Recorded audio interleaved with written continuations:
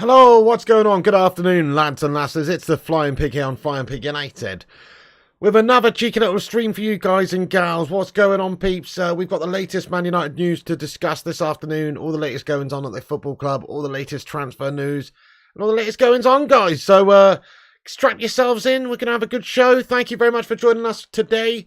It's 4:58 p.m, peeps, and we are here with the latest goings on. So we've got you covered for the day's news. Of course, we also do an evening show around about 10 p.m. So come and join us for the evening news. And hopefully we'll have more to discuss then. Let's just shout out everyone who's in the live chat here. We've got Sonic Asylum. What's going on, bro? Johnny M. Dublin Games. Cass.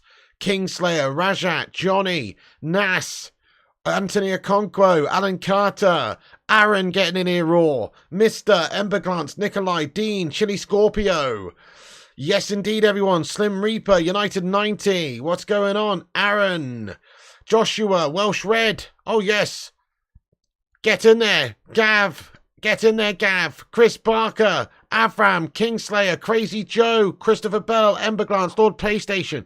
Gungshi. Jamie Robinson. Dell. Kiprotich. Cat Lego. Jonathan Pearl. Ali Everett. Disco Dave. Callum Malim. And everybody else as well. Thank you very much for getting in here, guys. I appreciate you all. Let's be having you. Do us a favour at the start of this afternoon show then. Smash the like button on it. Give us a big thumbs up. You know it makes sense. Drop a little like on it and share us around on social media wherever you want. We've pinned the tweet to the top of the live chat there. Shout out Aaron for putting the link there. So go and give us a cheeky little retweet. You know it makes sense. That would be nice. And we'll shout everyone out later on who does give us a cheeky little retweet, peeps. Right. Okay, then. So, yes, like, subscribe, comment. Of course, subscribe if you're new to the channel.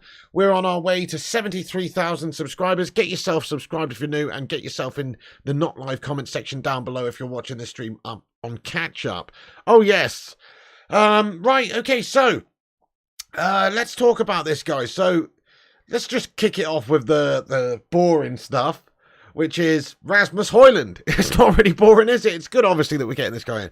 But just the latest on his medical, obviously, you know, he completed the majority of his medical last night. And Fabrizio Romano just this morning says that Rasmus Højlund back to Carrington for the final part of his medical tests after main part completed on Tuesday. Then contract will be signed. Get in there, my son.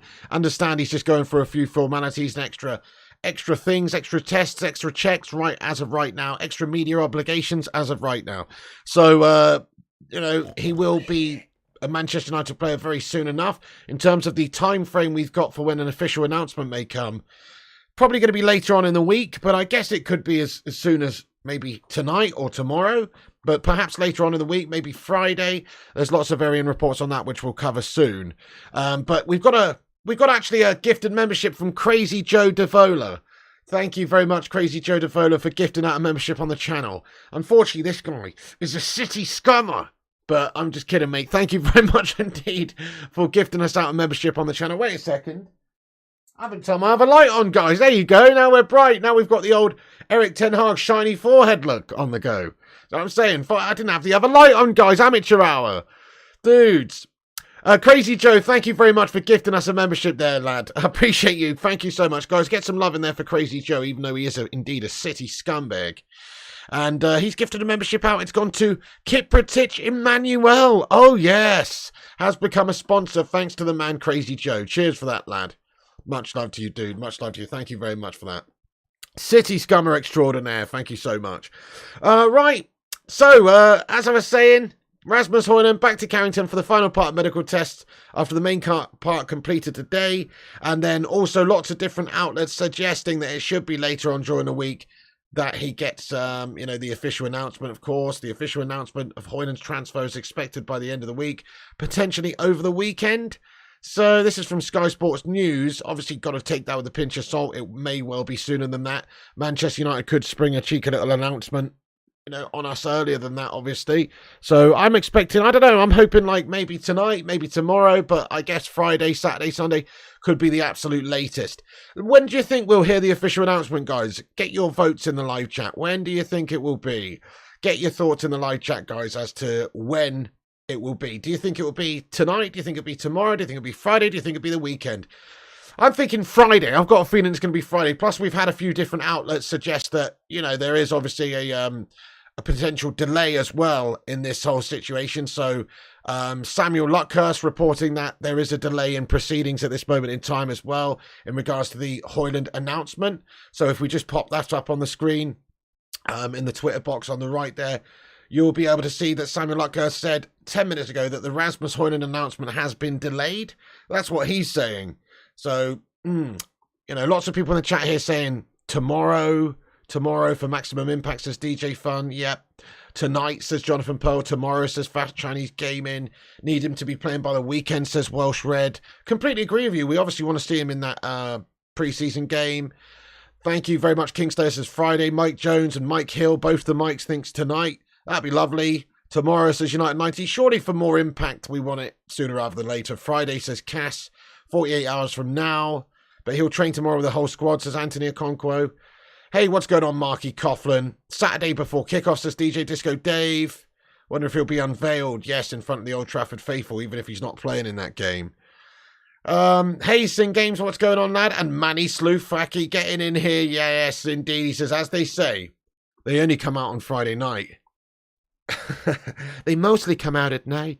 Mostly. Hey, thank you, Manny Slewfacky, for getting in here. How's your trip going, lad? Get in there, you beautiful man. What's going on? Also, guys, got 181 legends in here. Let's see if we can get 181 thumbs ups on the stream. Every little like helps, so give us a cheeky little like if you're just joining the stream and getting in here. Nice one. Nice one. Yeah, you're probably right there, Rajat. You know, you're probably right somewhere around about there, obviously. I'm thinking tomorrow, personally, that we will probably have some sort of an official announcement from Manchester United. But obviously it does remain to be seen. As I say, many different outlets suggesting it could be later. We've just heard an update from Samuel Luckhurst there that says that it could be delayed, or the announcement has been delayed. Sky Sports were reporting that it could be over the weekend. So maybe that is indeed the case, but hopefully it won't be as long as that. Because if we're not actually having an official announcement until the weekend, obviously he's not going to be playing, I don't think, in the next game, which would be a big miss for us. We want to see this guy try and get in there, obviously, and play. We want to get this guy in the team as soon as physically, humanly possible, just so we can actually have a tiny little bit of an adaptation period for him before the Premier League starts, which is on the 14th of August. And if we are just chucking him in the Lions' Den there for the opening game of the season, it seems a little bit risque, doesn't it? Surely we should perhaps try and, you know, give him a little bit of a chance to get in there, train with the team, settle down, etc., have a game. But it's that's the ideal scenario. Obviously, it's still not long enough anyway for a player settling in. So most of the players that have come in this summer have played a few games. Obviously, Onana's had a couple of appearances. Mount's been involved heavily for a few games, but it's still not a lot. It still doesn't really do all that much for settling in, and it doesn't do all that much for learning the team dynamic and the tactics and your teammates and all that sort of stuff. So one game's not going to make the biggest world of difference, but we just want Højlund in as soon as possible. Okay, so Rasmus Højlund, though, he is a red. It's just all but official at this stage. Paperworks have been done. The medical is almost 100% completed. Obviously, did the main part of his medical yesterday. No issues there, guys. Passed it. Passed the main part of his medical. Also fulfilled some sort of media obligations, of course. Things like taking photos with the shirt, that sort of stuff. So media obligations have been largely done, and it's just a case of finalizations and registering it with the Premier League and all that sort of stuff. So yeah, take a little bit of time. I don't know what the big delay is, but apparently there is a delay, as we've heard from people like Samuel Luckhurst there. But again, take it with a pinch of salt, because Manchester United, once it's done, they could just spring the announcement on us, maybe tonight, maybe tomorrow, Friday, you know, so they don't actually know. They don't know for sure. I personally think it'll probably be tomorrow that we hear that he's signed officially by Manchester United. Anyway, okay, let's get stuck into the other news, guys. We got some meaty Amrabat news to discuss today, guys. Some meaty Amrabat news. So obviously now we understand that the focus of Manchester United's transfer dealings will now fall on Sofyan Amrabat. Now that the Rasmus Højlund deal is all but wrapped up, we obviously are expecting Manchester United to go in there and start negotiations with Fiorentina and table an actual bid sometime hopefully before the end of this week. He's a player that brings a completely different type of midfielder to our midfield, a fantastic combative pass master extraordinaire, and somebody that, let's face it, is a massive upgrade to the likes of Fred and McTominay and these absolute shark bags, because those guys are just backup squad players at best at this stage, whereas Amrabat has the potential to help transform United into a better technical side. And obviously has some sort of a history with Erik ten Hag. He's 26. He's coming to the right years of his career. Very good player for both club and country that United are interested in, obviously. And ten Hag's understandably very keen to get the guy in here. And Amrabat is understandably very keen to join Manchester United. So here's another update from Fab earlier on today, just to let you know the latest on the whole Sofyan Amrabat thought process. He says Amrabat has no doubts. He said yes to Manchester United. He wants to move since first talks in June, despite rich Saudi bids. Understand he never said he's staying or anything similar. Fake quotes. No official bid yet. Man United will send it as soon as Fred/Donny leave. So Fab and a few different outlets yesterday reported, if you remember, we were on the show in the late night, and at the end of the show, some quotes came in. We just breathed upon it because it doesn't mean anything anyway. But Sofyan Amrabat apparently saying he doesn't know whether he'll be staying in Fiorentina. You know, it didn't say he was staying, just he doesn't know if he was staying. Apparently fake quotes, so, you know, that's good. As far as I'm aware, yeah, he just wants to come to United and play for Erik ten Hag. And this is obviously the best team that's on the table for him right now. There may well have been offers previously from gash teams like Liverpool. But nobody wants to go and play for the Scouse Shark Merchants because they're playing Europa League guff, aren't they?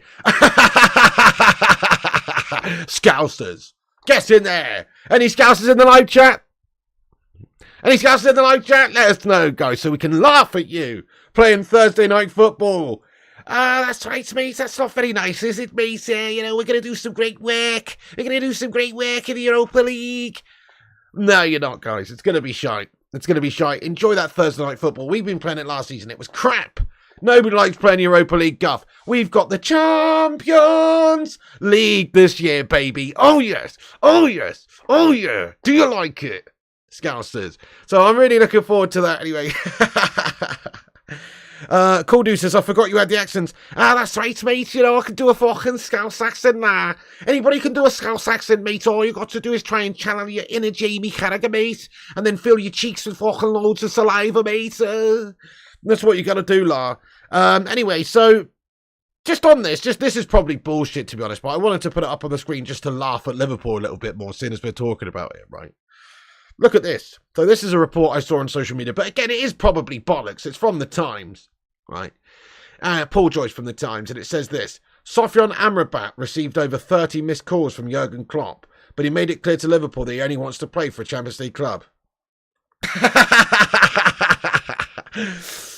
Oh, it's probably bollocks, to be honest. How the fuck does he know this? You know what I mean? It's probably bollocks, but I just wanted to put it up on the street. Just for a laugh. You know, just to laugh at the Scousers, really, guys. Just to say, Jurgen Klopp in the mud. This guy's left him on red. You know what I'm saying? Ghosted the Kloppy. Anyway, so Sofyan wants... Sofyan Amrabat wants Manchester United. He doesn't want Liverpool. Liverpool are gash.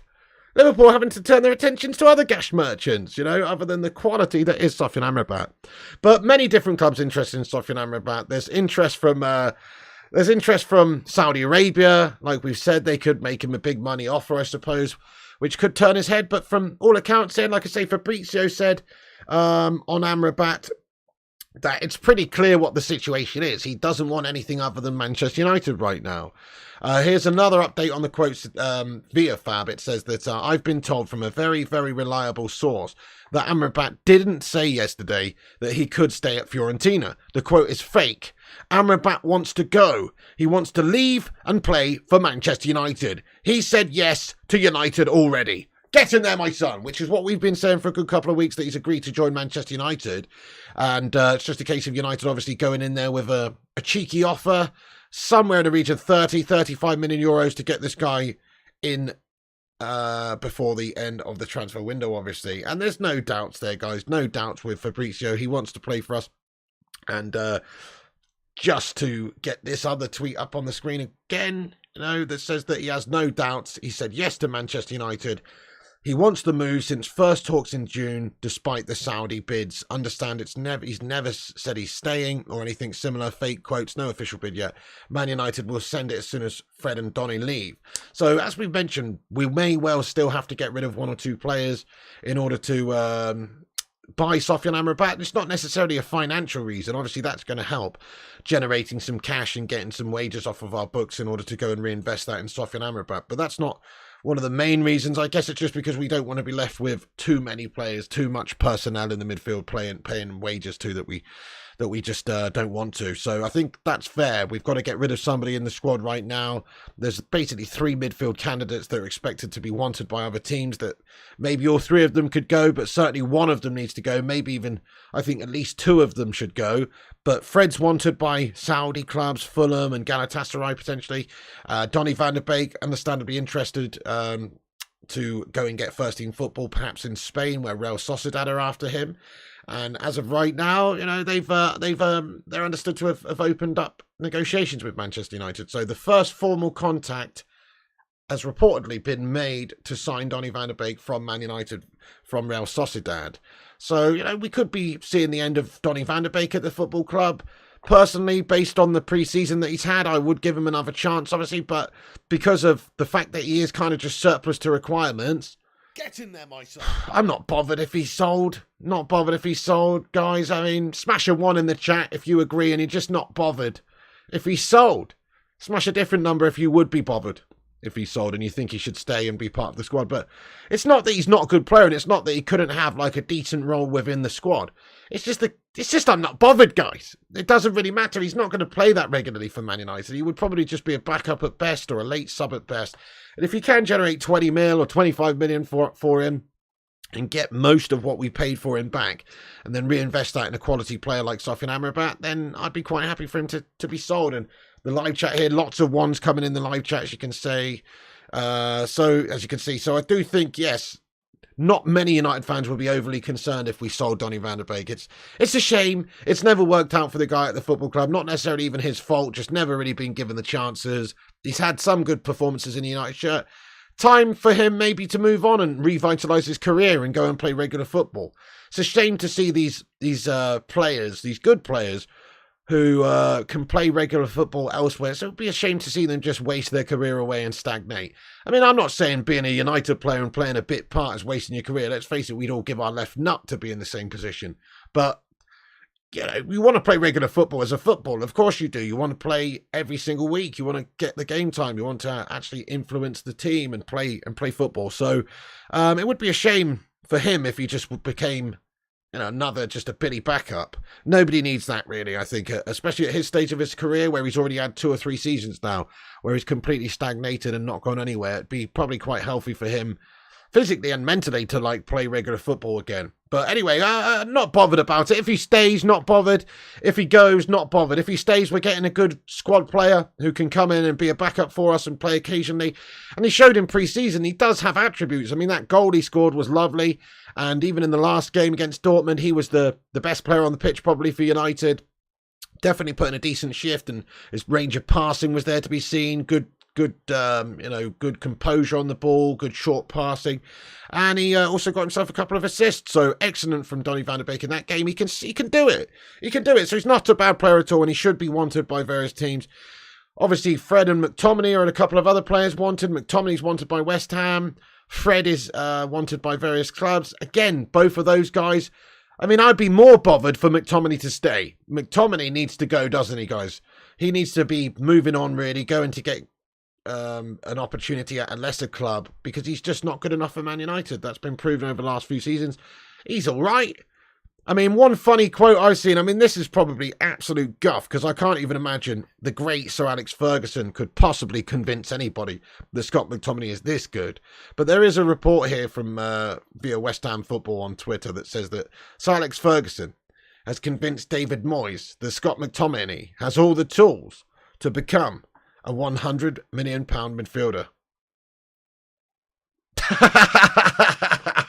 You what? It's just a bollocks report, that, really, isn't it, guys? Let's be honest.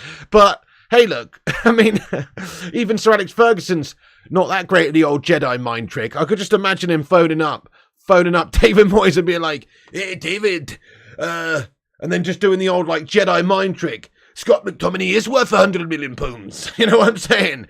I don't know, like just doing the old Jedi mind trick on him or something. But that would be crazy if that happened. Very unlikely. But if that's the case, then, you know, David Moyes a bigger mug than I thought. But that'd be lovely. I mean, let's hope there has been some dialogue between Man United's higher ups and West Ham and David Moyes in regards to Scott McTominay, because he's a player we can actually generate the most cash for from our want-away, or not want-away, but the players we want to get rid of. Midfielders, Fred, Donny or McTominay. McTominay is the most valuable for various reasons, even though I think he's probably technically the worst. But he is the most valuable. He's got that Scottish connection there with David Moyes. David Moyes might want to go and get him. You might see a cheeky offer, I don't know, £25 million plus a cheeky deep-fried battered Mars bar and a deep-fried battered can of iron brew, my son. Aye. It's possible you might end up seeing a decent offer come in from West Ham, or £30 million. Let's ask the chat, guys, how much is Scott McTominay worth? I say he actually is worth £30 million. He is worth £30 million, particularly when you know they've just got £105 million for Declan Rice. If Declan Rice is worth £105 million, McTominay is definitely worth £30 million. He's not 3 times worse than Declan Rice. He might be half the player, but he's not a third of the player, you know. So, yeah, I think 30 mil we could easily get, perhaps even more, if we're really lucky, and because we know that West Ham in the position when they've got a lot of money. Aye, that's right, the cheeky can of tenants, Laraka. Aye. 10 million, says Alex Core. 35 to 40, says Dean. 25 easy, says Orlando Arellano. 25, says Batman Night Fan. 60 million, says Mark Egan. 30 to 35 tops. 30, says Nash. 25 to 30. 25 max 20. 30, 35 to 40. United's going really raw there. He's worth about 20p in a pick and mix. Aye. At least 30 million, nothing less. 25. There you go, exactly. 28, says Sonic Asylum. 25 to 30, says Dave the Gamer. Jamster says, please do our game later on at 1 a.m. against Dortmund. Absolutely not, man. What you beat them like, unlike you. You're a disgrace, Jamster, lad. You're a disgrace, lad. Nobody cares about your Gash team. We're not watching them. Do you know what? Wishful thinking there. I hope you get battered, lad. Let's see. I'll keep an eye on it just to see you get battered, mate. Absolutely. That's what I'm hoping to see. So, yes, thank you very much there, Jamser, but no thanks, bud. I'm not watching that guff. Oki says, Donny van der Beek, where's he going? Okay, so Donny van der Beek's expected, really, to be going to potentially Real Sociedad. I mean, they're the only team that are genuinely sort of interested in him at this moment in time and have opened up dialogues with Manchester United. I still think that there's various different clubs that could be interested in him as well, such as, you know, maybe Ajax might be one of them, because why wouldn't they, you know, sort of be interested in him based on, you know, based on what's going on there, with the fact that they could get a player that knows the Ajax way back to Ajax, and he's a good technical player. You know, it does kind of make me think that maybe they could go in for him. But at this moment, it's not known that they've got any interest in him. But if I was Ajax, I'd be interested in bringing him back.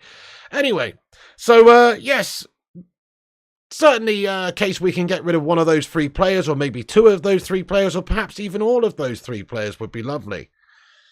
Dutch Media says Donny and ZX still at Ajax interested. Well, yeah, that's what I mean. If I was Ajax, I would kind of be interested in Donny van der Beek, because while he was at Ajax, he was a very good technical player. It's obviously a product of Ajax. He's got those Dutch vibes. And, you know, he's not a huge amount of money. They I think it was £34 million that they sold him to us for. They could probably have him back for 20 million. I mean, I think we'd be prepared to listen for 20 to 25 million for Donny van der Beek, which means that they could be getting a good player that they know and trust back for a lot less than what they received for him just a couple of years ago. So, does make a little bit of sense, that, doesn't it? Perhaps we could go and do that business, maybe go and, you know, convince Ajax to buy if we offer him to Ajax. But then again, Real Sociedad at this moment, aka Real Sociedad, are at this moment in time the most likely destination to go and take him. And he probably would fit Spanish football quite well as well, just because of the whole, you know, it's a technical league, technical passing league, obviously. It's, you know, very much a case of him being a good pass master, but not maybe being physically up to it for the Premier League. So there you go. That's really sort of what the latest is there. By the way, everybody, if you're just getting in the stream here, please do us a monster favour and smash that like button if it's your first time in here this afternoon. Remember to drop a cheeky little thumbs up on it. That'd be absolutely sensational. Give us a monster thumbs up and share us around on social media. We will shout everyone out on the old Twitter a bit later on who retweets the tweet at the top of the live chat there. And we are creeping up in the old subscribers there, guys. So hit the subscribe button if you're new. Get yourself involved. But we need to get back into Amrabat here, folks. We need to get back into Amrabat here real quick because there's still more to cover here. So obviously he wants Manchester United as the priority. That is what the known situation is. He wants a bit of cheeky Erik ten Hag and United action, peeps. Oh, yes. And no decision has been made yet by Manchester United about Johnny Evans, despite recent speculation. Hang on, sorry. I've got the wrong thing up there, guys. I've got the wrong thing up. That was supposed to be about Amrabat there, guys. Give us a second. Okay, here's another thing that we heard. This is another thing that we heard, guys, about that's also about Donny van de Beek there. That's not what should be popping up either, guys. Shit. Okay, I think it's this one. Sorry, I've got my numbers wrong here, guys. I write down my notes here with... Yes, this is it. So, Amrabat, this is just a speculative story, but it's doing the rounds on social media as well. That Sofyan Amrabat's agents have travelled to Manchester ahead of a proposed move to Man United today. So, okay, you know, we don't know 100% confirmation. I haven't seen Ornstein or Fabrizio Romano or any of those guys talk about it. But at this moment, it does obviously seem like that we are about to step up and ramp up for the discussions for Sofyan Amrabat. So any moment now, guys, give it a few days.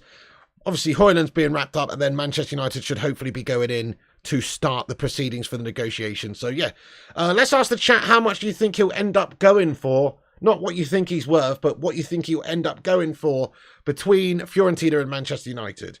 So I'm thinking it will be 30 million euros plus 5 million euros in add-ons, which doesn't take a genius to work out. Quick maths. That's 35 million euros. So let's play in euros here just for the sake of it, seeing as we're dealing with an Italian club here. Let's deal in euros. I'm saying it'll be costing 35 million euros in total. 30 million says Aaron Thrax, 25 says Michael Wally Walbridge, 35 says RJ, 30 says Pity. Yeah, 30 says Mike. You know it, Colin. 25 says Duncan. 41.8 says Primot. Well, I would be prepared to pay that.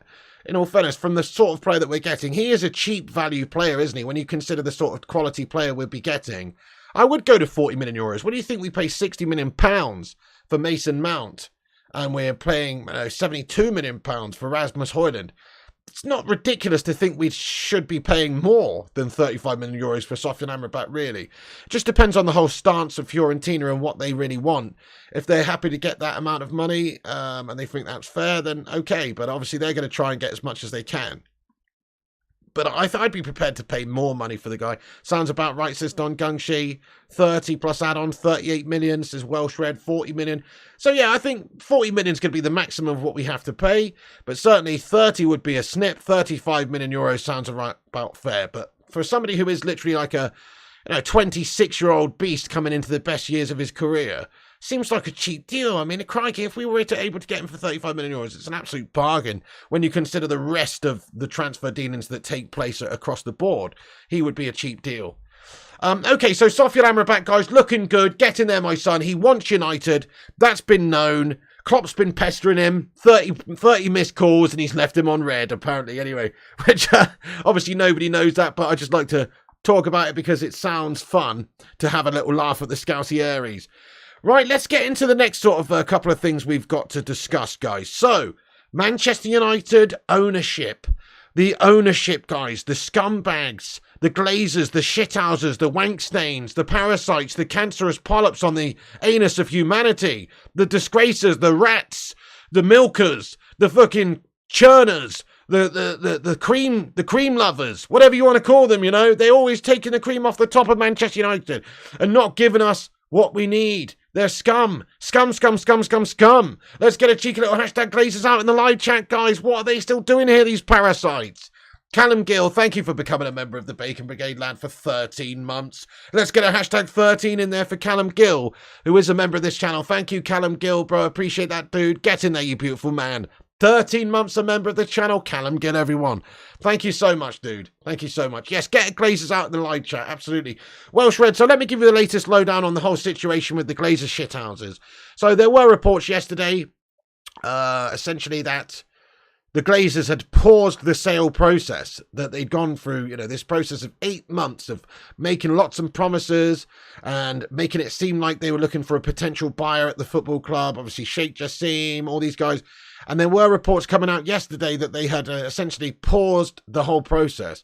But there's differing reports now coming out today, which we'll get into in a moment. But yes, I mean, if that is the case, it's a disgrace. You saw the stock value of Manchester United plummet yesterday with proposed reports that there was, drops, that there was going to be a pause, I should say. So that dropped the stock price.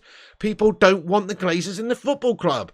Maybe there's the whole kind of like pump and dump type situation. But ultimately, in my humble opinion, it's just people don't want the Glazers. And when there's the prospect of these wankers staying, obviously when there's new owners coming in, it's going to give everybody a boost.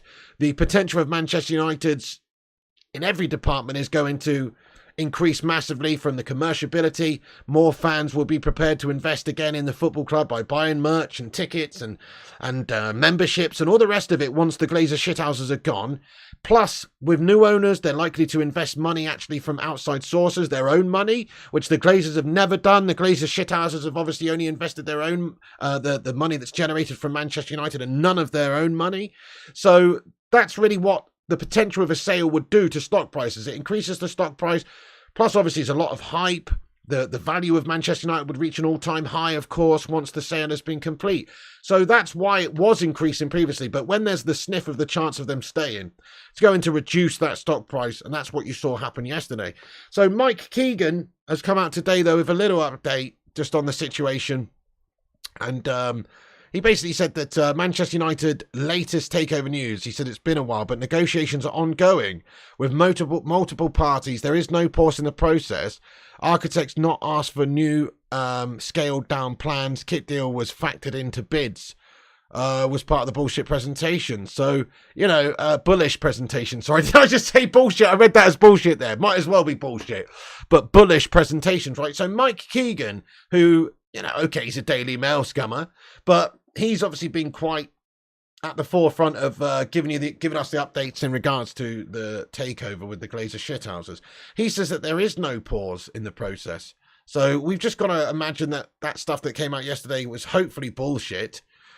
And it is bull, but, who really knows? This is what I'm talking about. Because there's such a thing as like these NDAs, these non-disclosure agreements, nobody can just directly ask Sheikh Jassim's team and Sir Jim Ratcliffe's team what's going on because they're not allowed to talk about it. When there's such a sale process taking place, there has to be a level of anonymity taking place. Well, not anonymity, but secrecy. There's got to be secrecy taking place. Obviously, you can't be talking about all the inner workings to the public. So we don't know. Nobody really truly knows what's going on because of NDAs. So United takeover latest. It's been a while. He says negotiations are ongoing with multiple parties, which we can assume is Sheikh Jassim and, of course, Sir Jim Ratcliffe and these guys. He says there's no pause in the process. Says architects not asked for new scaled-down plans. And also that the kit deal was factored into bids, was part of the bullish presentations. So that's what he's saying on the Daily Mail anyway. You kind of have to take it with a pinch of salt at this stage because, as I say, nobody truly knows. But lots of good updates, I guess, in regards to the sale process coming from Mike Keegan over the last couple of months. But there still has been no sale. So got to kind of make your own summarizations there. But for me, goodness knows. I mean, the Glazers are still here. They're buying loads of players. I suppose, look, kit sponsorship deals and maybe players signings, they are perhaps being factored in to the bids. I mean, let's face it, if Man United they might have had an agreement in place with both of the potential buyers that whatever Manchester United spend in this window, that's what the future buyers have to essentially cough up, because Man United doesn't want to be left stagnating just because there's a sale which is going to take months, and we're not going to buy any players because we're not going to put money into the club, if you guys aren't going to basically remunerate us. So I think maybe that's going on. Perhaps he's right there in the sense that these different factors obviously are are going to make a difference to the overall sale price. But let's just hope that this is actually true and that's the case, and that the sale hasn't been paused, the process is still ongoing, and that the Glazer shithouses are getting ready to piss off, because we need these absolute toe rags out of this football club for us to progress as a team again, but not just a team, as a club. Behind the scenes in every department, we're suffering because of those guys. So hopefully it's true. Absolutely, Gung, she says, out with the Glazer shithouses. Spot on. And, you know, there is protest plans, of course, for the Wolves game. And I'm just going to talk a little bit about the 1958 supporters group now, guys, which is a supporters group. You can follow them on Twitter. Get involved with their Twitter space at 8 p.m. tonight. So they're obviously going to basically outline plans for the Wolves protest on the 14th for the opening game of the season. And at this moment in time, the Glazers are still here, and it's very, very disconcerting that they're still here with their stranglehold on the football club. And look, we can't do all that much as individuals, but perhaps collectively together, you can obviously make more of an impact. And the Glazers don't want their football club to be the focus of such negativity, because it has an effect on share prices, it has an effect on sponsors. You know, sponsors aren't going to be happy about potential disruption from the fan base and games not taking place and their sponsors and their adverts not being seen, and also things like you can obviously protest and not get involved with the club sponsors. Don't buy a Cadbury chocolate bar, that sort of stuff. You know, you can do little things like that to obviously make a point. It's not going to have much of an effect, but it has some effect, and if everybody did it, it would have the desired effect that everybody's looking for, which is to hopefully convince these Glazers to get the hell out there. So tonight there's protest plans going to be revealed basically from the 1958 on Twitter, which I want to talk about here.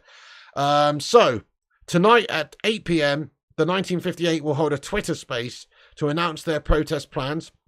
They will host the space plus a Q&A. Don't miss it.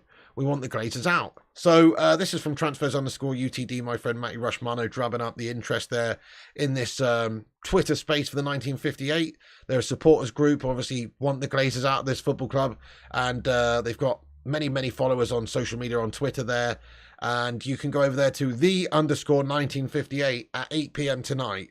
And they are doing a Twitter space. So just interesting to see what the plans are for the protest and how you can get involved perhaps for the opening game of the season against Wolves in whatever way and whatever capacity you can.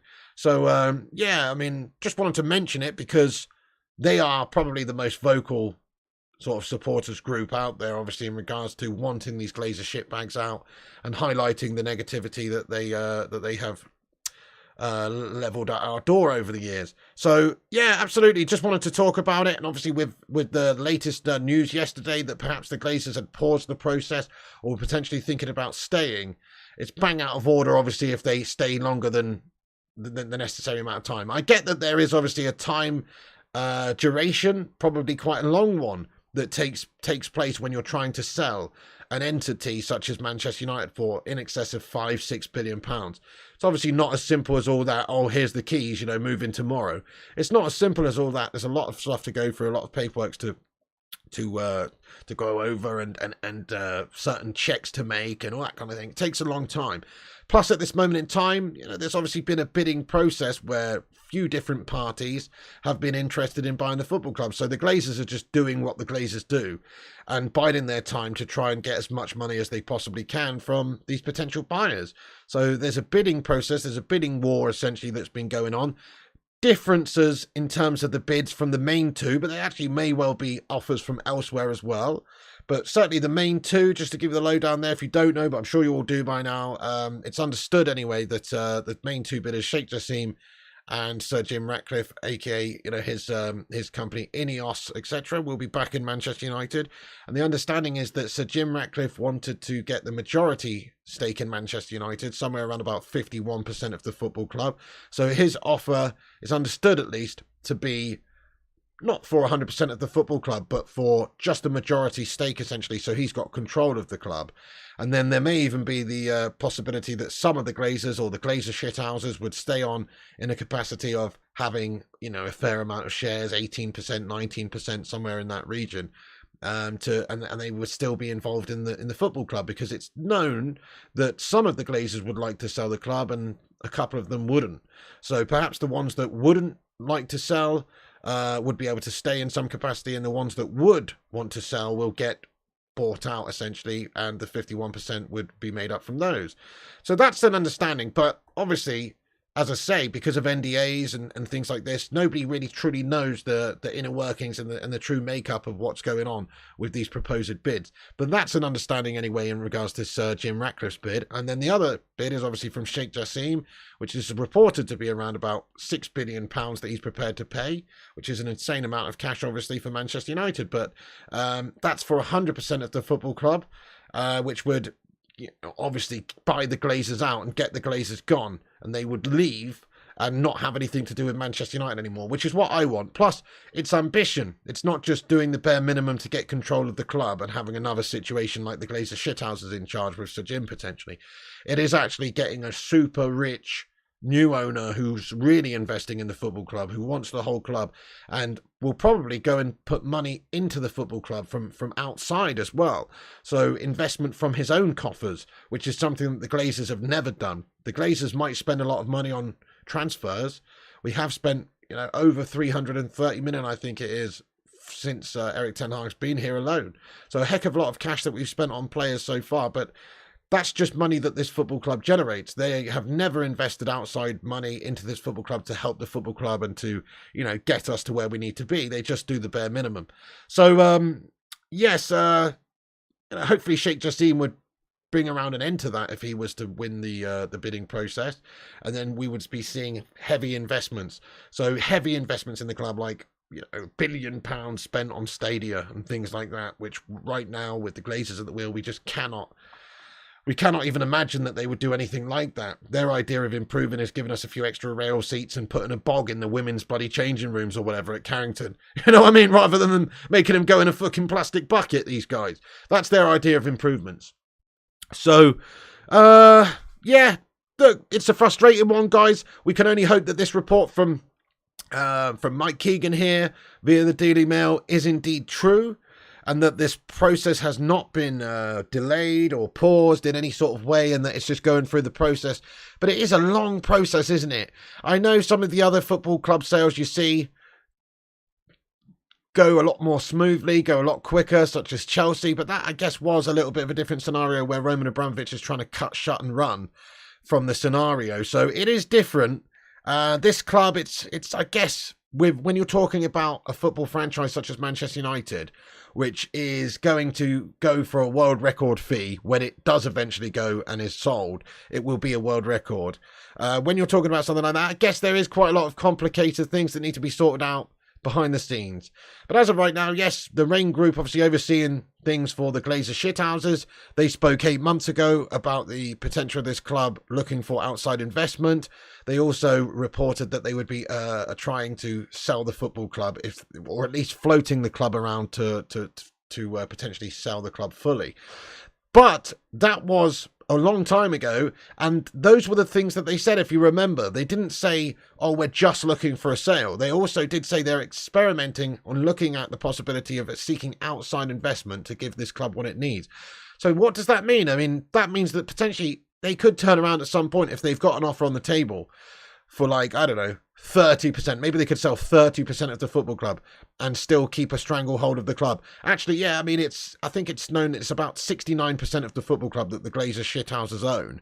So, whatever. I'm just saying a smaller amount of the football club that they could sell, a piece of the club, generate $1 billion or $2 billion, and then be able to continue to milk the club. They can say to the fan base, oh, we've just gone and sought investment from outside sources and we've generated £1.5 billion, which we're going to improve the stadium with, the facilities with, everything. We're going to give you all exactly what you need. We're going to give you exactly what you've all wanted over the years, but we stay because we own the club and that's up to us. So that was always a possibility. Let's hope that's not the outcome and that they do, of course, do a full sale. # full sale only. But I guess that's still a possibility. They are experimenting with different possibilities right now to see what's the best for them, i.e. which way they can make the most money. So it might be a 51% ownership from Sir Jim where they stay on board in some capacity. It might be a full sale to Sheikh Jassim if they feel they can get the most money. Or perhaps, I guess it's still possible that they are still seeking outside investment to sell a piece of the football club, so that they can still remain as having the control of the football club, and that they can just generate $1 billion or $2 billion, whatever the case may be, in order to give the fan base what they think that we want, so they can shut everyone up. But we will not go quietly into the night, my friends. No, we want the Glazers out of this football club. We know their game, and while they're still here, in whatever capacity, even if they were to generate a couple of billion from outside sources, we know that we will never reach our full potential with them as owners of this club. So I can't reiterate enough that we need to try and do what we can. I know we can't do that much as fans, you know. They own the club, and they're not even in the town. They are in their ivory towers over in the east coast of America. They're just in ivory towers far away. So how do you even let them know? How do you affect them? The only way you can truly affect them as fans is to protest, is to, I guess, stop the games from taking place if you can, like that Liverpool game a couple of years ago. The media coverage on that was immense, and it had an effect on stock prices and share prices, and these guys care about money. Also, don't buy their sponsors' products right now. Don't buy the merchandise. Don't buy the subscriptions. Don't buy the memberships. Don't do any of that stuff, guys. Talk with your feet. Talk with your wallet. That's how you can protest, basically. So, in my opinion, we just need to keep the protests up. We can't really, obviously, do much other than that, guys. I mean, nobody can make the Glazers sell. They own this football club legally. Oh, goodness me. But as I say, guys, just to raise a little bit of awareness about it, the 1958 on Twitter tonight at 8 p.m. will hold a Twitter space to announce their protest plans, which is for the opening game of the season against Wolves on the 14th of August. They will host a space plus a Q&A. Don't miss it. We want Glazers out. So it's _1958 on Twitter. Get yourself involved, peeps. Tell them Flying Pig sent you. And, get yourself involved with it, because it's interesting to be educated on the matter. And what's that? Why is there a line on my thing here? Hang on a second. I've got a line here, guys. I don't like that. Oh, still a line there. Okay, I forgot to get rid of that. Anyway, there's a line right there, guys. It's gone. It's gone. Okay, great. Never mind. Right. Okay, so there's the latest information, peeps. Yeah, exactly. Big protest. Wolves game cancelled. Well, that's the idea. Nobody wants to see Manchester United suffer. But what's the biggest way that United suffer? The biggest way United suffer is these Glazers still continue to be at the football club and stop us progressing as a club. Super Fat Frank says, Glazers just won you a trophy. Be grateful. Oh my God, we need a facepalm emoji so soon. The Mickey Mouse League Cup, lad. It's not just about, the short-term gains either. It's about the long term. It's about the fact that we're still in nearly £1 billion worth of debt, that they bought the club with debt money and haven't chipped away at any of it. It's about their stranglehold that they have on United, siphoning money out of this football club, dividends galore left, right and centre, even during shit seasons, and not fulfilling our potential. As I've said many times, you're missing the point here. Manchester United shouldn't be winning a League Cup. Manchester United should be winning Champions Leagues and Premier Leagues, and actually having the ability to compete for the very best of things we shouldn't want for anything. Considering the support and the fan base that this club has globally around the world, we're talking about millions and millions and millions of fans. One of the most biggest, passionate sets of fan bases in the world, if not the biggest and most passionate. This football club should want for nothing. We should have the best of the best of the best. We should have the best facilities, the best stadium, the best club, the best squad, the best everything. But unfortunately, we don't. We're left behind. We're shackled. There's teams like Manchester City who have managed just over a 10-year period because of outside investment, not money that the club's generating, but outside investment from their owners that have gone ahead of us. How is that right? That's not right. The only reason they've been able to do that is because, well, they've cheated, but essentially they've had owners that have put money into the club, not just taking money out of the club. We couldn't have totally different owners if we tried, compared to the likes of those shitty scumbags. And I'm not saying that's right, but I'm just saying Man United's such a huge club. We should have owners that care about this football club and care about the fan base and do what's right by the club, not just try and make money from this club. That's what we have. We have slumlord owners who just have this football club for one reason and one reason only, to make them cash. So that's why I have a problem with their ownership. You're always going to struggle to get the perfect owner. But we really do have bad owners. We've got bad owners that that just don't do the right thing by us. Okay. Anyway, so yes, let's get into the live chat for a second. We've got 25 retweets. That's amazing. Everyone, go and give us a retweet at the top of the live chat. Thank you very much for that, Aaron. We'll shout everyone out before we get into the Q&A in a few minutes' time. We're on 164 likes as well, guys. Give us a like spike. Smash the like on the video. That helps spread the show and also raise awareness on this whole Glazers out protest malarkey, etc. that we're going to try and, spread around. So get yourself involved by smashing that like button. It's free to like. That's all we ask over here. It takes a second to like the video and it's free. Also, it helps us compete with the clickbaiters and corporation channels. So make sure you smash that like button. Hit the subscribe button if you're new as well. We're nearly at 72,750 subscribers. Only 4 more subscribers away from that. Can we get them throughout the show? Smash the subscribe button if you are new. And get yourself in there. Thank you very much, Vincent Bullock. I appreciate that, lad. Get in there, my son. I will have a look at that in a bit when I go over there, lad. Absolutely. Glazers out. Thank you, Michael Woolley Wallbridge. Yeah, Ten Hag won us the trophy. Spot on as well, Nick. Spot on. I mean, it's definitely not the case of the Glazers doing anything for us. The Glazer shithousers flew in for the final, or one of them did, and billed the football club for £250,000 for their private jet. We had to pay for that twat bag travelling over in a private jet. How is that right? That is just the definition of a leech. You know, somebody that doesn't even go in their own pocket to come and support the club in the final has to bill Manchester United for the private jet costs. That's disgusting. Thank you very much, Atakiro. Appreciate that from Uganda, lad. Much love, much love. So anyway, the Glazers are obviously wrong, and guys, hashtag Glazers out. As soon as we can move on as a football club. Hopefully the sale process is still going. As I say, Mike Keegan believes that it is. But, of course, it does depend on many factors. We'll have to wait and see what they do. Are they just looking for outside investment to stay? Are they prepared to sell the majority to Sir Jim and stay in some capacity? Or are they actually thinking about selling the football club permanently with a full sale and giving it to Sheikh Jassim, who might see us back to better days? That's the latest there in regards to the takeover stuff. But yeah, can't wait for these guys to go. Let's just move on with one or two other little things very quickly. Then I'll do a rundown of what we discussed during this show. And then we'll have a Q&A and we'll check out the retweeters as well. So Mason Greenwood situation. There's many reports about Mason Greenwood that soon we will find out what's going on with Mason Greenwood at the football club. So today, more news coming out that an announcement on Mason Greenwood's future is now a matter of days or even the next hours. It all depends on Man United, says Fabrizio Romano. So we heard a couple of days ago that it was expected by the 14th of August. We may know what's happening with Mason Greenwood's future at the football club and what the club is deciding to do. But by all accounts, it seems like it could be sooner than that. Maybe over the next 2 or 3 days, we could find out what's going on with Mason Greenwood's future. Let's just ask the chat for a bit of fun. Stay or go? What do you think should happen with Mason? Should he stay, be given another chance, or should he go? Let us know. I'm not going to fixate too much on the Mason Greenwood stuff. We talked about it a lot this week, and you know, my thoughts on it. I think we should try and sell him, cash in, move on, reinvest that money, maybe go and try and get Kane.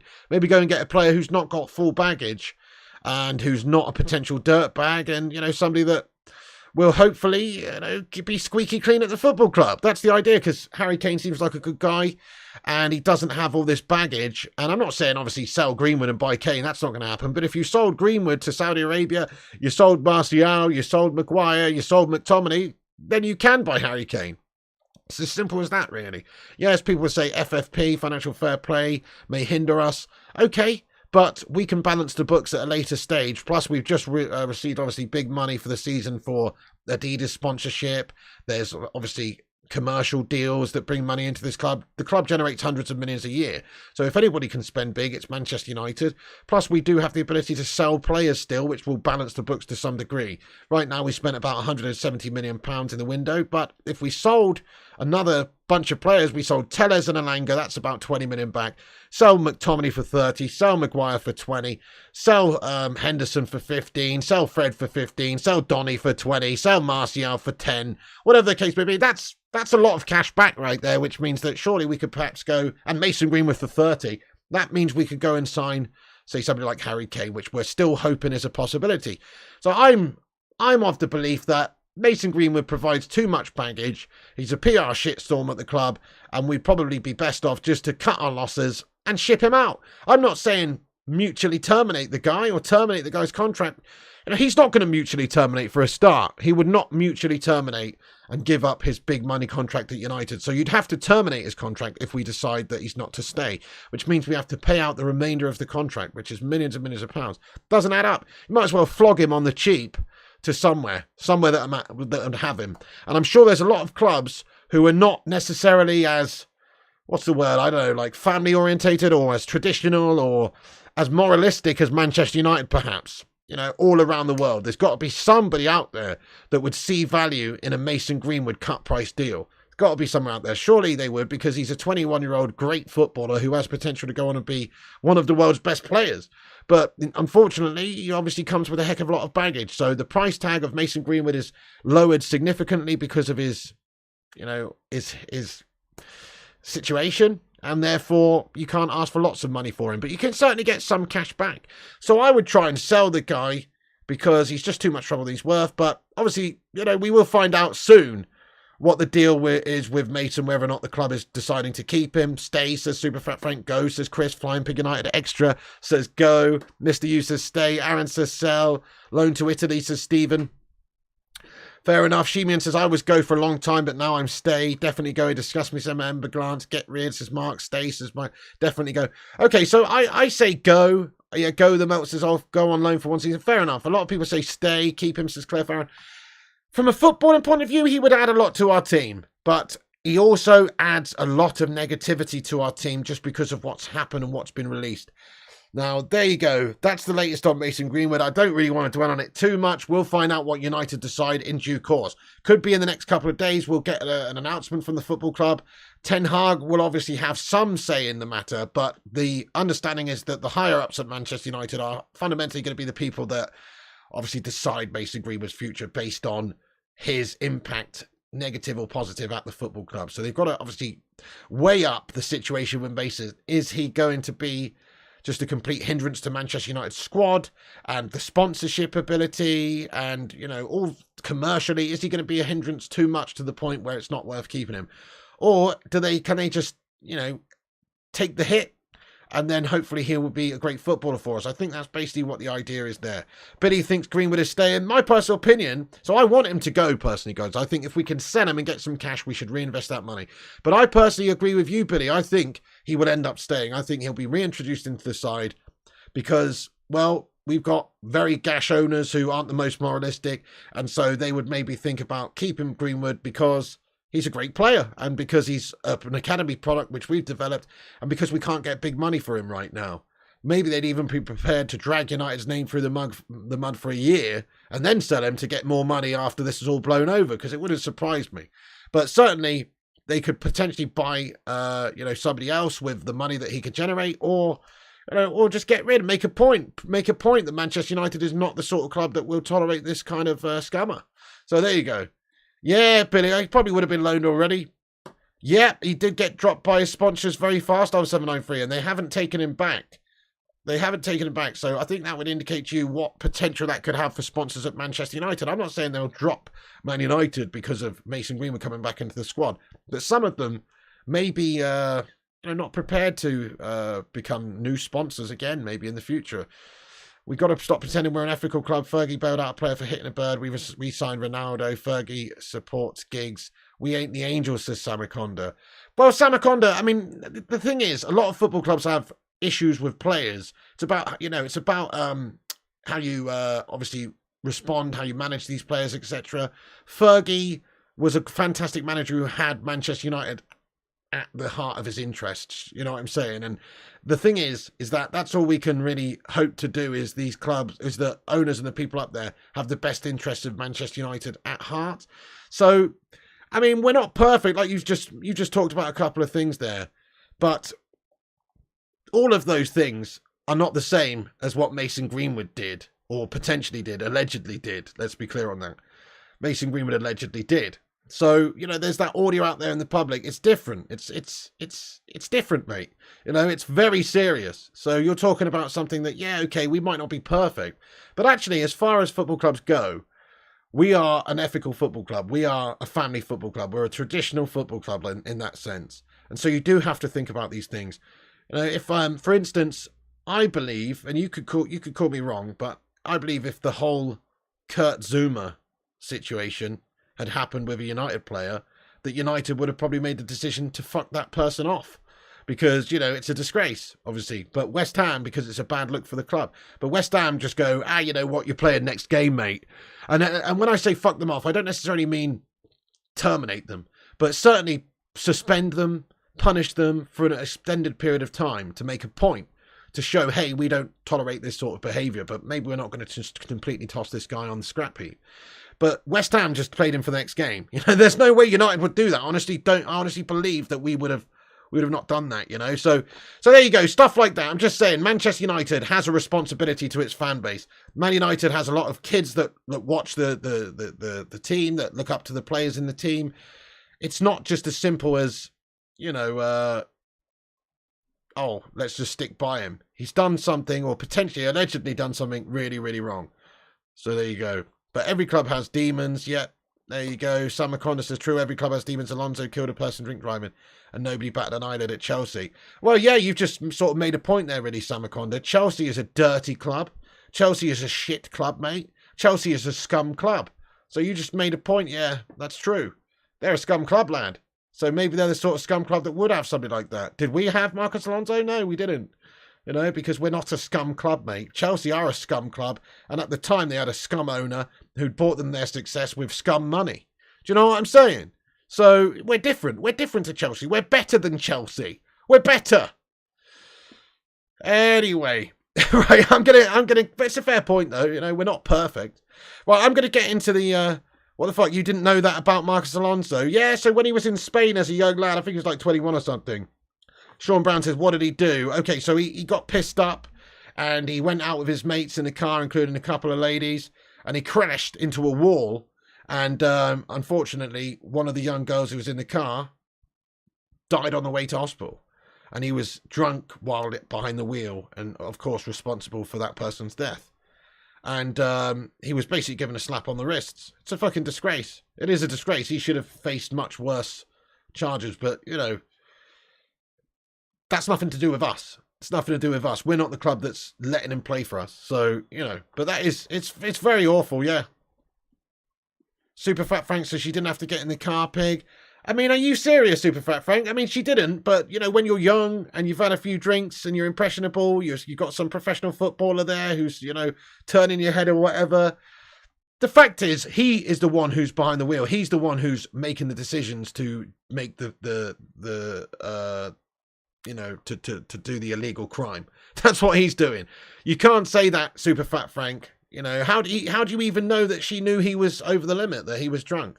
Not everyone is paralytic when they get into the car. He might have just been over the limit. His motor skills are not what they should be, and he's crashed. You know what I'm saying? You don't know the situation. You don't know that she even knew that he was drunk. So that's a very stupid thing to say, yeah.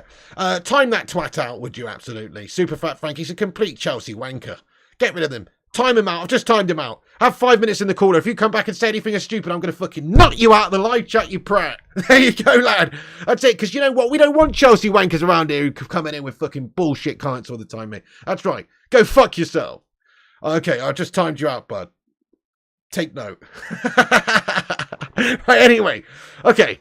So, shit, that's it. Chelsea Scum. You see what I'm saying? Scum Club, guys. Chelsea Scum Club. You know what I'm saying? Right. So, let's talk about this. Let's talk about this then, guys. This guy here. Anybody can make a mistake. The point is how Manchester United respond to it, Andy Slate. Do you know what I'm saying? We've obviously got this guy, and you're, you know, allegedly saying, I'm going to time you out as well, mate, saying some horrible stuff in the chat there, But, you know, you make an interesting point, Andy Slate, but the reality is Manchester United suspended this guy as soon as that all happened. The criminal investigations were dropped, and Manchester United continued to make our own internal investigations. We're not just sticking with the guy and playing with this guy. We've done our due diligence to find out, you know, as much as we can and to make the correct decision. So, you know, the point is, we are not just somebody that's burying our heads in the sand. We're not a team that's burying our heads in the sand and allows a murderer to play for us like Chelsea. Those fucking shithouses. Anyway. Right, okay. I'm going to go over to Twitter and shout everyone out here.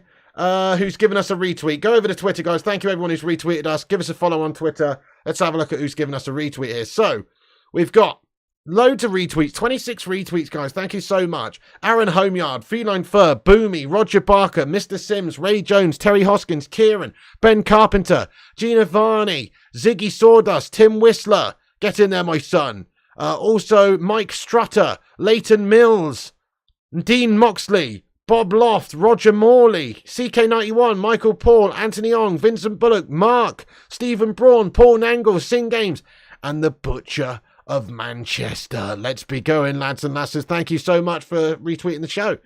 Vincent Bullock commented on it, said, because this is called X, it doesn't mean that Flying Pig is your ex-partner and have to avoid. No, you come and watch this channel and you be entertained. Thank you, Vincent Bullock, lad.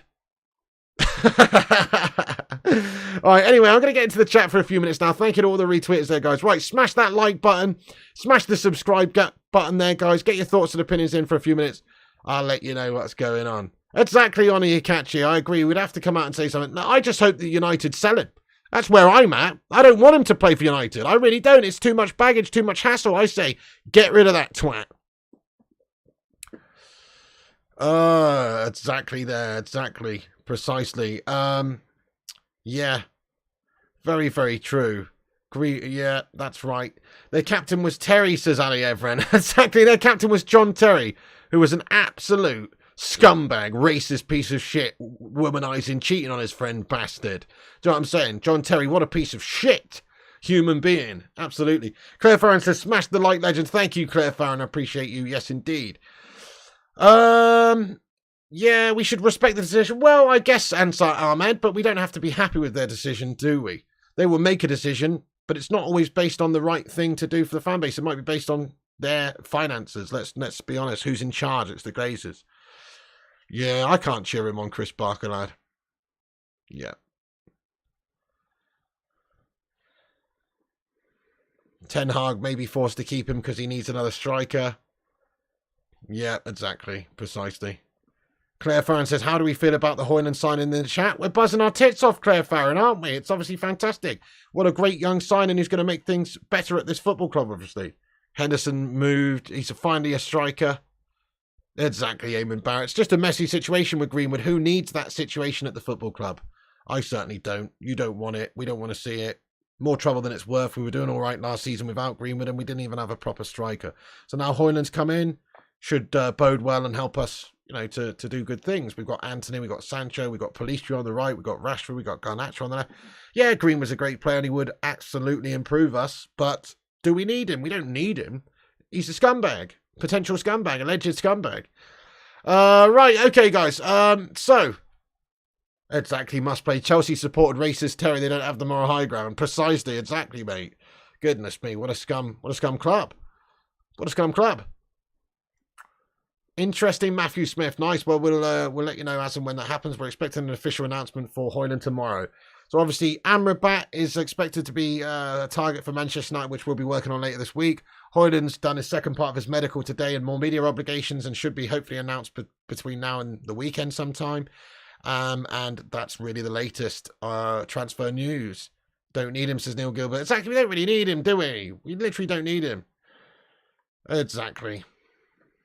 Right, I'm going to read a couple more comments out then, peeps. Get your thoughts and opinions in here. Please do smash the like on this vid as well. Mark says, Greenwood's better than Rashford, Piggy. He's worth more to us than being sold for nothing. Well, he may well be. Certainly at his age he was, but I'm sorry, but Manchester United's integrity is worth more than a good player, in my opinion. Yeah, exactly, superstar. Every game he's in the squad, he'll be so much baggage. Precisely, yeah. You know, just think about the media coverage, think about the rival fan bases, etc. Cantona did get banned for 8 months, yeah. And I liked it when he kicked that Crystal Palace scumbag fan. Thank you, the Hoot Man. Anyway, right, guys. Yes, I did do the retweets. I read your thing out, Vincent Bullock. Thank you so much, but I appreciate you. Guys, I'm going to have to wrap this stream up now then, but thank you so much to everybody that's got in here for the stream. You can come back afterwards and get your thoughts and opinions in about anything we've discussed. Always gets so heated when we're talking about this Greenwood situation, doesn't it? You know, I mean, it's that kind of thing. Who needs the hassle? This is going to happen all the time, you know, if he stays at the football club. Who needs the hassle? You know, smash a one if you can sense it. You can sense the the hostilities. People are passionate one way or the other. It's polarizing. Who needs it? Who needs it? 50% of people think he's a scumbag and should go. The other 50% of people think he's the second coming of the best player in the bloody world and should stay. Who needs it, guys? Who needs it? We don't need it. We don't need it, guys. It's too much fucking trouble. That's what I'm saying. It always gets like this, and it's going to get like this all season if Mason Greenwood's playing in the team. Who needs it? We don't need it. Move on. Cash in. Get rid. Exactly. Their superstar says, that's why I hate talking about it. Sick of the drama. Get rid. Precisely agree with you. Exactly. There you go, Duncan, lad. Fans are illogical and buying his kit, and when you go to games, I wear it. Well, Mark N, well done on being an actual piece of shit. And supporting a fucking piece of shit, mate. Well done. There you go, lad. Thank you, Kungshi. Thank you, everyone. Not only are you a Glazer enabling bastard, but you're also a Greenwood potential alleged sexual assaulting supporter. Nice one. Good work there, Mark N, lad. Anyway, right, guys, we're gonna move on. Yeah, Mark N says young people make mistakes. Yeah, nice one. Yeah, well, I wonder if you'd feel that way if it had happened to your family member, mate. You know what I'm saying? Do you think school shooters should be given a second chance, lad? The fuck's your problem, man? Anyway, right, guys, we're going to wrap this video up. Thank you so much for tuning in. Much love to you all. Piggy loves you. Thanks for tuning in, though. It's all fun. Everybody's got their own comments and opinions. I respect everybody's thoughts and opinions, even if they're totally different to my own. We let everybody have their say around here. Guys, thanks for watching. Thanks for tuning in. Follow us on social media at Flying Pig United on Instagram, Facebook, Twitter, TikTok, Twitch, and Kick. Didn't kill anyone. No, he didn't kill anyone, Mark, but he was arrested on suspicion of threats to kill. You know what I'm saying? So he didn't kill anyone, but, you know, he was actually arrested on threats to kill. So just say it doesn't sound like the nicest fellow going, does he? Eh? Anyway, there you go. So thank you very much for tuning in, guys. I'm going to wrap it up. Come back after, though. Keep the debate going. We all love the debate. Thank you very much for watching and getting in here. Very much appreciate it. Yeah, exactly, money. That's Mujib. Sorry, let's stop talking about this prat. But anyway, we'll find out soon from Manchester United what the news is. Thank you, Ansar Ahmed. Thank you, everybody. Amrabat soon. Get in there, my son. Much love to you guys. I really do appreciate you getting in here. And thank you so much for joining the stream and getting involved with the channel and having your say. It is an absolute pleasure. You can come back with your thoughts and opinions afterwards and follow us on all the social medias at Flying Pig United. Like, subscribe, comment. I'll be back on tonight at 10 p.m. with another cheeky little stream for you legends to give you the latest transfer news of the evening. But that's it for the afternoon show. Thank you, Ov793. Great debate as always. You know, great debate as always. For me, Amrabat will be coming in reasonably soon. Højlund's imminent in terms of his official announcement. Greenwood announcement expected soon from the club as to what we're going to plan to do with the guy. I honestly do think, though, that we should just try and cash in and get rid. Thank you, Primot. Thank you all. Thank you, everybody else as well. That is it from me. Absolutely one love, whatever, Mark. Indeed, you know, thanks very much indeed for getting in here. Cheers, guys. Much love. God bless. Piggy loves you. Have a great day. And I'll see you for the 10 p.m. show tonight. Take care. And remember, when the seagulls follow the trawler, this is because they think sardines will be thrown into the sea. Thank you very much.